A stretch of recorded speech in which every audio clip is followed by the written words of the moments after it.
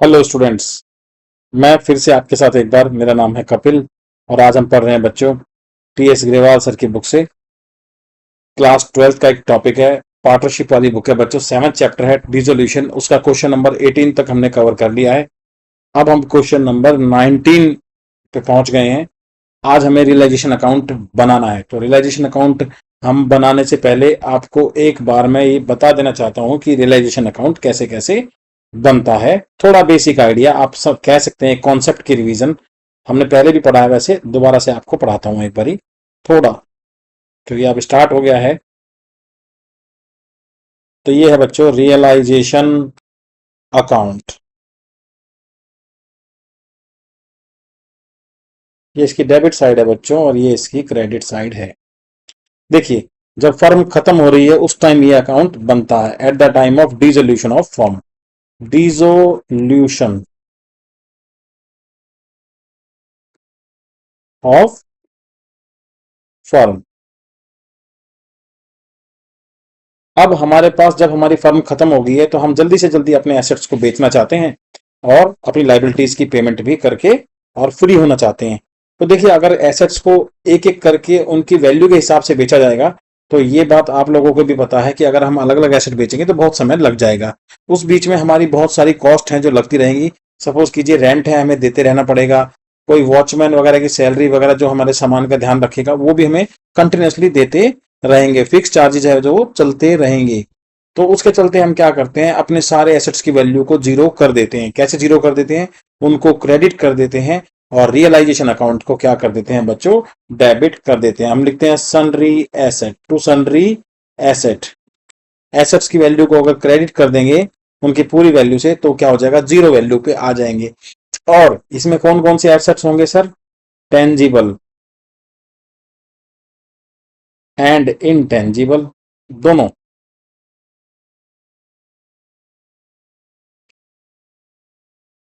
Other than cash and bank,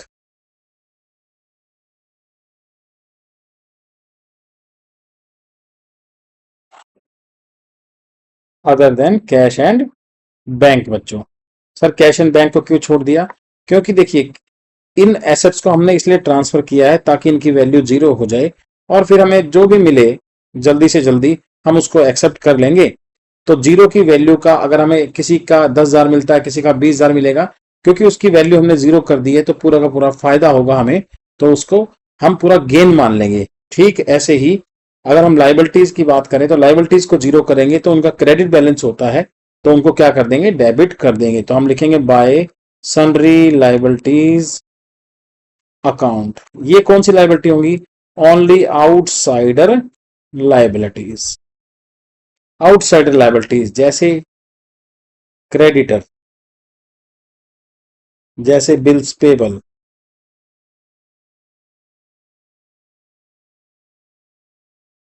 जैसे आप कह सकते हैं लोन, किसी से लोन लिया हो, फ्रॉम बैंक से हो सकता है, किसी पर्सन से हो सकता है। पार्टनर्स लोन, सर पार्टनर्स से लोन लिया है तो बच्चों वो आउटसाइडर लायबिलिटी नहीं है, तो उसकी वैल्यू को जीरो नहीं किया जाएगा। क्या है, सिर्फ आउटसाइडर लायबिलिटी की ही बात की जाएगी। मेन मकसद क्या है कि इन एसेट्स को बेचेंगे और सबसे पहले पेमेंट कर देंगे इनकी। तो अब ये दोनों, ये भी किस पे है बच्चों, जीरो वैल्यू पे है क्योंकि खत्म कर दिया है। और ये भी सारे एसेट क्या हैं, जीरो वैल्यू पर हैं। तो एसेट्स के बेचने से अगर हमें 1 रुपया भी मिलेगा तो पूरा का पूरा फायदा होगा। और लाइबिलिटीज की अगर हमें पेमेंट 1 रुपये भी करनी पड़ेगी तो पूरा का पूरा क्या हो जाएगा, नुकसान हो जाएगा, क्योंकि दोनों की वैल्यू क्या है, जीरो है। देखिए एसेट्स को बेच के क्या मिलेगा, कैश। तो यहाँ पे कैश को इसलिए छोड़ा गया है कि कैश तो ऑलरेडी कैश है ना, कैश में तो कोई फायदे नुकसान वाली बात ही नहीं है और कैश को बेचा नहीं जा सकता है। ठीक है चलिए, अब उसके बाद क्या होगा बच्चों, फिर एसेट्स को बेचेंगे तो लिखेंगे बाय बैंक अकाउंट, ब्रैकेट में लिख देंगे एसेट रियलाइज्ड। जो भी वैल्यू मिलेगी सबको बेच के मान लीजिए 5 लाख आ गया, तो पूरा 5 लाख का फायदा। और वो होगा रियलाइजेशन अकाउंट में, जब भी फायदा होता है तो क्रेडिट साइड लिखते हैं अब लाइबिलिटीज के पेमेंट करनी पड़ी, वैसे तो हमने उनकी वैल्यू जीरो कर दी थी, उनकी चाहे 10 लाख वैल्यू हो जीरो कर दी थी, पर अब उन्हें 7 लाख रुपए देने पड़े। हमें कितने देने पड़े? 7 लाख। तो जीरो की जो चीज हमने जीरो कर दी थी उसके लिए हमें 7 लाख रुपए देने पड़े, तो वो क्या हो जाएगा? पूरा का पूरा नुकसान हो जाएगा बच्चों। और लिखेंगे bank account, liabilities paid.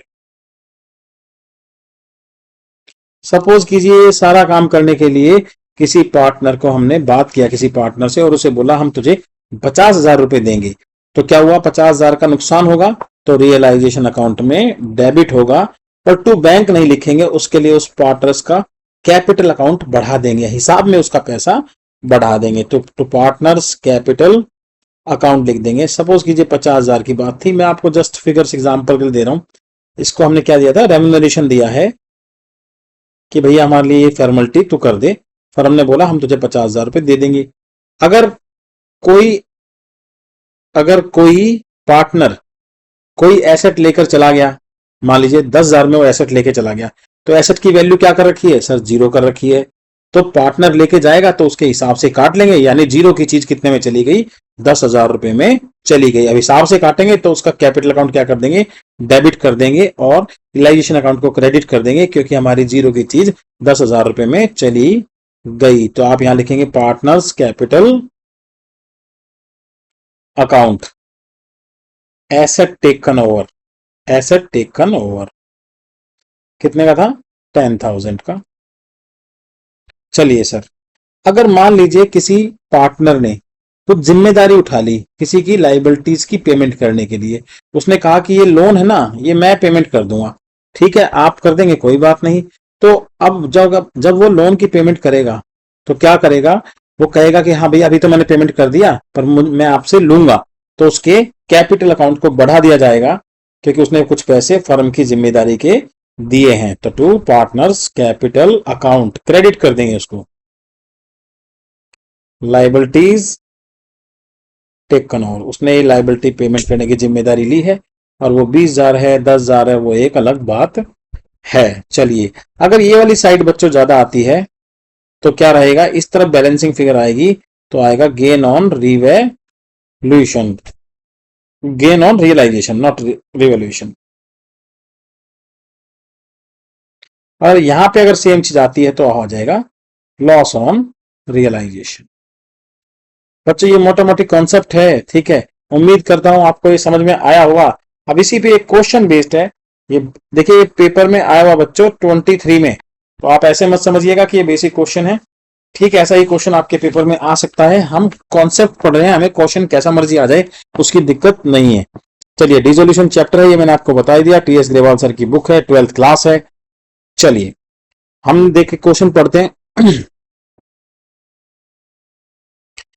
CDE were partners in a firm sharing profit in the ratio of 3:1:1। उनका प्रॉफिट शेयरिंग रेशियो क्या है? ये है। Their balance sheet as at 31 March 22, 31 March 22 को उनकी पोजीशन कुछ इस तरीके से है। चलिए पढ़ते हैं कैपिटल अकाउंट के बैलेंसेज। बच्चों सी का लोन है सर, ये तो पार्टनर का लोन है सर। ये क्या है? सन्डी क्रेडिटर और बिल्स पेबल, ये दोनों क्या है बच्चों? आउटसाइडर लाइबिलिटी है। आउटसाइडर क्या है? लाइबिलिटी है। चलिए sir, machinery, investment, stock, debtor, ये क्या है? टेंजिबल एसेट्स हैं, टेंजिबल। ठीक है, और कैश एट बैंक, ये तो रिलाइज्ड फॉर्म में है सर, इसको कहीं भी ट्रांसफर करने की जरूरत नहीं है, इसमें कोई फायदा नुकसान नहीं हो सकता।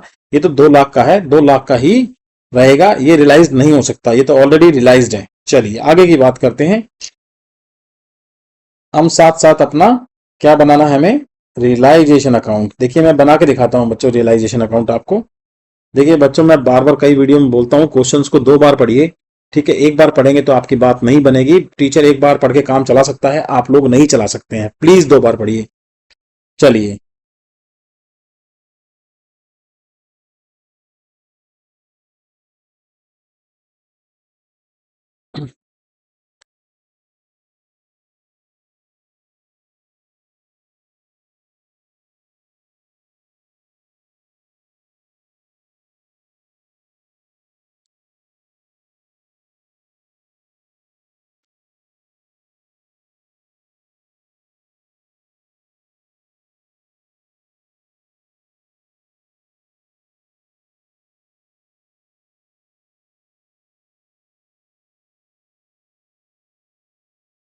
चलिए बच्चों, ये इस टाइप का एक फॉर्मेट बनेगा, आप आराम से बना सकते हैं। तो देखिए अब क्या होगा, सबसे पहले हमें क्या करना है, क्योंकि हमारी फर्म क्या हो रही है, on the above date the firm was dissolved due to certain disagreement, कुछ लड़ाई झगड़े के चलते फर्म क्या हो रही है, डिसॉल्व हो रही है। तो पोजीशन ये है आगे की। तो सबसे पहले डिसोल्यूशन की जब बात चलेगी, तो मैंने आपको बताया था अभी कि सारे टेंजिबल और इनटेंजिबल एसेट्स को आप क्या कर दीजिए, जीरो वैल्यू पे कर दीजिए। यानी एसेट्स का क्या होता है, डेबिट बैलेंस होता है बच्चों एसेट्स का।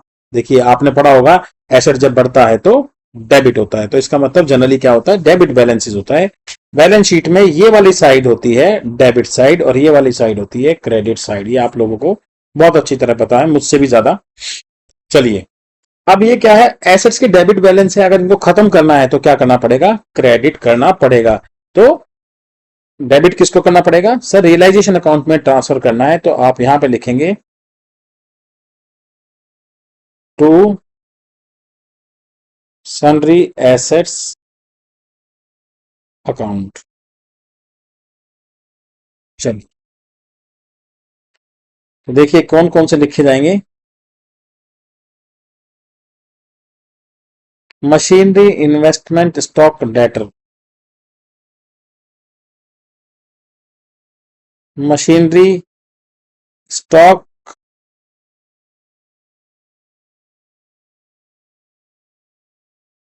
Machinery investment stock debtor.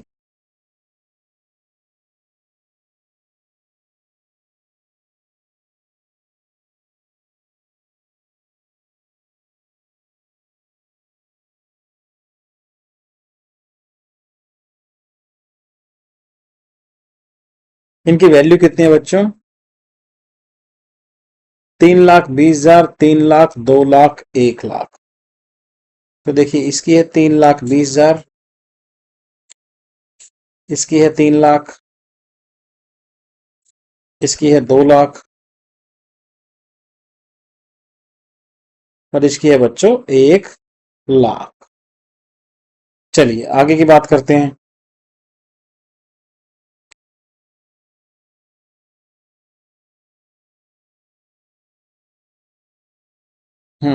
अब देखिए लाइबिलिटीज की बात करेंगे, तो दो लाइबिलिटी जो है आउटसाइडर है, 1,00,000 और 2,00,000, उनकी क्या है, वैल्यू है सन्डी क्रेडिटर और बिल्स पेबल। उस लाइबिलिटीज को भी क्लोज करना पड़ेगा, सिर्फ आउटसाइडर लाइबिलिटीज को बच्चों,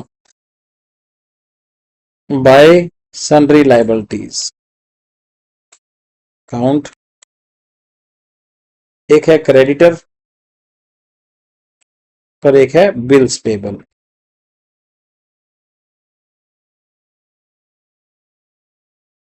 ये है 2,00,000 और ये है 1,00,000, टोटल हो गया बच्चों 3,00,000। आप अलग अलग भी लिख सकते हैं, इकट्ठे भी लिख सकते हैं, कोई ऐसी दिक्कत नहीं है। चलिए एक मिनट बच्चों, ये बिल्स पेबल 2,00,000 है, मैं लिख ही देता हूं, बिल्स पेबल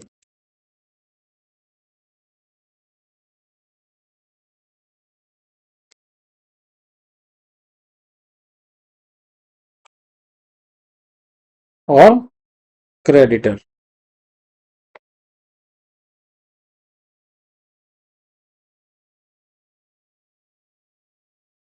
चलिए, पता नहीं क्या हो रहा है, पेन थोड़ा शायद चल नहीं रहा है, आई डोंट नो कि क्या हो रहा है, चेक करते हैं कल इसे। चलिए बच्चों हम आगे की बात करते हैं, मतलब की बात। देखिए पहली एंट्री में लिखा है, machinery of rupees 3,00,000 were given to creditor in full settlement of their account. 3,00,000 की मशीनरी किसी क्रेडिटर को दे दी, ठीक है, जो ये क्रेडिटर हैं इनको दे दी फुल सेटलमेंट में। सर ये मशीनरी तो 3,00,000 की है और क्रेडिटर 1,00,000 के हैं। बच्चों यहाँ पे अब जब यहाँ पे रियलाइजेशन अकाउंट में ये दोनों ट्रांसफर हो चुके हैं लाइबिलिटीज और एसेट, अब दोनों क्या है, जीरो जीरो पे हैं। आपको वैल्यू क्या रखनी है, जीरो है अब दोनों की वैल्यू। यानी जीरो की चीज किसी जीरो वाले को दे दी, तो ना कोई फायदा ना कोई नुकसान, तो इसकी कोई भी एंट्री नहीं लगेगी, इस हिस्से की बच्चों कोई एंट्री नहीं लगेगी। चलिए आगे देखते हैं, and the remaining machinery was sold for 10,000। बची हुई मशीनरी क्या है, बेच दी गई है 10,000 रुपए में। हाँ ये बात ठीक है कि जीरो की चीज क्या हो गई, 10,000 रुपए में सेल आउट हो गई है।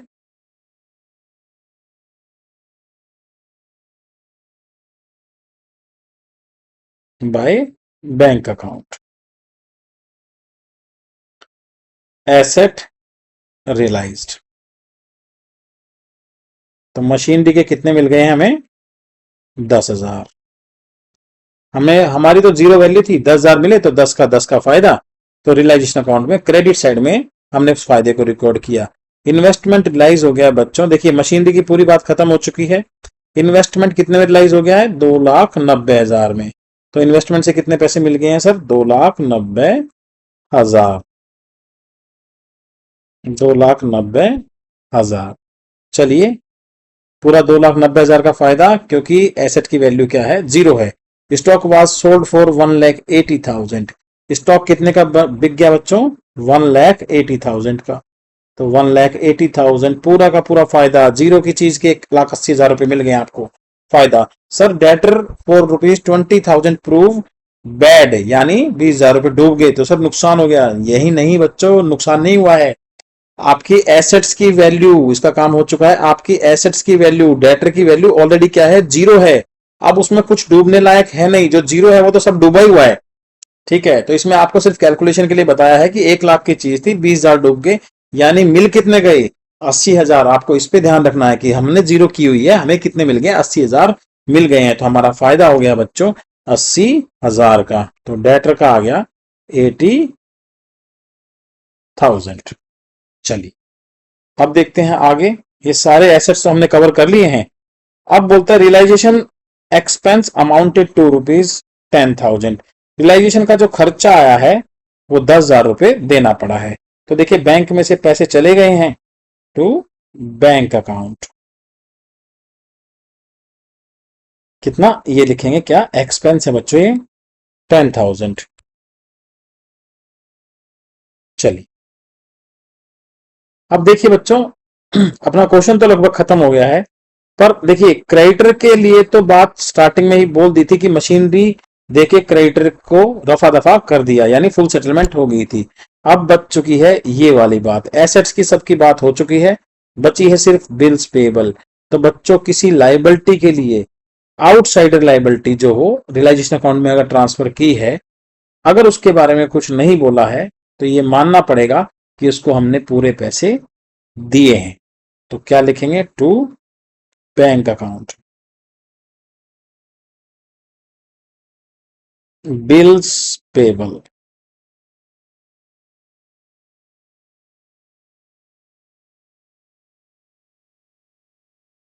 कितना है, 2,00,000 रुपए का। चलिए, हमारा क्वेश्चन पूरा हुआ, एक बार बैलेंस शीट में फिर झांक लेते हैं। चलिए सर, सीज लोन का कुछ नहीं होगा, होगा बच्चे, पर अभी नहीं होगा, रियलाइजेशन अकाउंट में नहीं होगा, आगे देखेंगे। चलिए, देखिए टोटल करते हैं। देखने से साफ लग रहा है कि देखते हैं इसका, इस साइड का टोटल ज्यादा होना चाहिए। चलिए, इसको पहले टोटल लगाते हैं।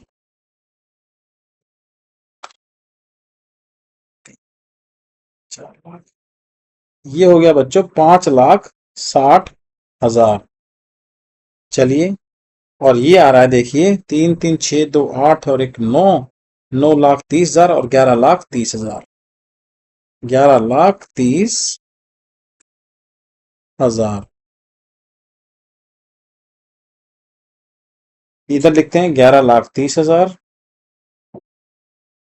11,30,000 में से 8,60,000 जाएंगे तो बच्चों 2,70,000 का क्या आ गया है, क्योंकि डेबिट साइड ज्यादा है तो लॉस आ गया है। लॉस कहाँ ट्रांसफर कर देंगे, पार्टनर्स के कैपिटल अकाउंट में ट्रांसफर कर देंगे। तो लिखेंगे बाय पार्टनर्स कैपिटल अकाउंट। कौन कौन है, देखिए बच्चों, सी, डी और ई। सी, डी और ई है बच्चों, इनका क्या है, 3:1:1 का रेशियो है। तो यहां पे लिखेंगे सी, डी और ई, और 3:1 का है रेशियो। तो 2,70,000 को इस रेशियो में बांट देंगे। उम्मीद करता हूं आपको रेशियो सबको बनाना आता होगा। 1,62,000